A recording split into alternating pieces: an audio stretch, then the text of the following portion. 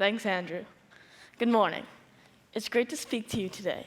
The last couple of days, I've met and heard so many talented people. Just being here is an inspiration and an honor. As you can all see, the leaves are starting to change color now. This makes it a perfect setting for my presentation this morning. When I was on a winter hiking trip, I noticed something about the shape of tree branches. At first, all I could see was a mess of tangled branches, but then I noticed a pattern. I took pictures of different branches of different trees, and the pattern became clear. I noticed that the pattern grew in a spiral pattern. I noticed that the branches grew in a spiral pattern. I wondered whether there is a formula behind the shape of tree branches, and if so, why they exist. To answer the question, I built test models to investigate how trees collected sunlight.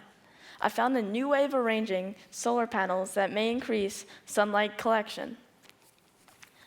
My investigation started with understanding the spiral pattern. I found the answer in the work of a medieval mathematician, Fibonacci. Fibonacci played with a math puzzle to figure out how fast rabbits could reproduce over time. Fibonacci invented a mathematical pattern. Starting with 0 and 1, Fibonacci added two numbers in the series together, and the sum became the next number in the sequence. The number sequence looks like this: 1, 1, 2, 3, 5, 8, 13, 21, 34, and so on.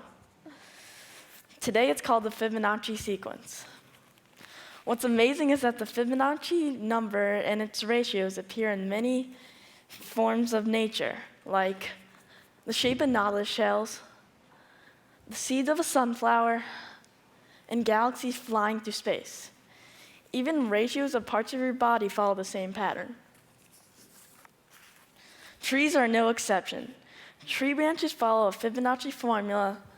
The oak tree has a Fibonacci fraction 2 to 5, which means that 5 branches spiral around the trunk 2 times to reach the same starting point on the trunk.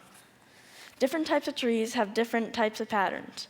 For example, the elm tree, which is 1 to 2, the beech tree, which is 1 to 3, the willow tree, which is 3 to 8, and the almond tree, which is 5 to 13.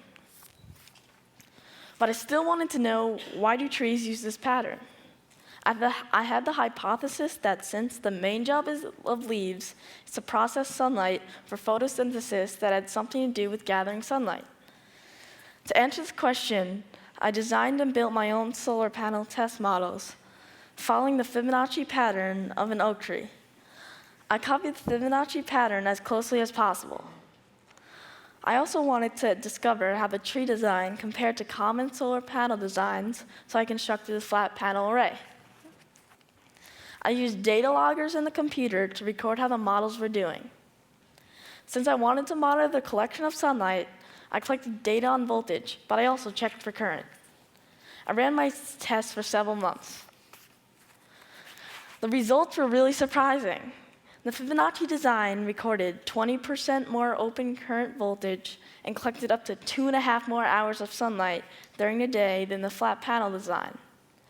But the most interesting results were in December, at the winter solstice, when the sun was at a low point in the sky.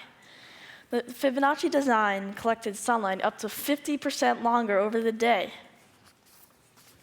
I discovered the Fibonacci pattern can allow a tree to track the sun better as it moves through the sky.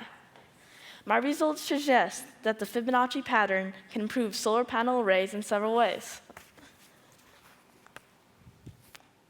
It collects more sunlight when the sun is at a low angle in the sky. This may prove useful for winter months in extreme latitudes.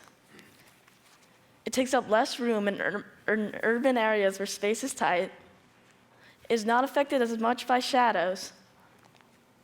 It does not collect rain, dirt, and snow as much as the flat panels. And it looks a lot nicer. My project generated a lot of reactions from people around the world. Many people were excited about the idea. Others had great suggestions to make my research better. There are even some people who saw money in it and tried to be my friend on Facebook. I think I'm the only 13-year-old in the world to have venture capitalists friend me.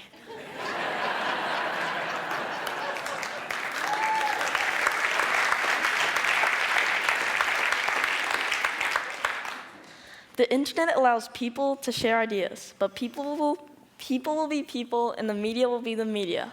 And the lesson I learned is that sometimes the internet is not a substitute for scientific peer review. I'm continuing my research, and I'm now studying why there are different Fibonacci patterns in different species of trees. I'm discovering that leaf shape is related to the Fibonacci pattern too. I'm using suggestions from different sources to improve the design. My current project is a large-scale Fibonacci array, which has been adopted by a family of chipmunks as a hangout. But most importantly, I'm sharing my ideas on solar panels with others to build a better tomorrow. I've been asked to work with the Resilience Research Center in Madison, Wisconsin, to design Fibonacci arrays that middle school students can use for research. I'm also collaborating with a professor of design at Purdue University to create a Fibonacci array that combines technology with functional art. My goal is to get people thinking about new ways to improve solar technology. My research is just beginning, and there are many challenges ahead, but my experiences have taught me to never give up. I want to thank Andrew Zoli and PopTech for this opportunity, and for all of you for your support and interest. Thanks.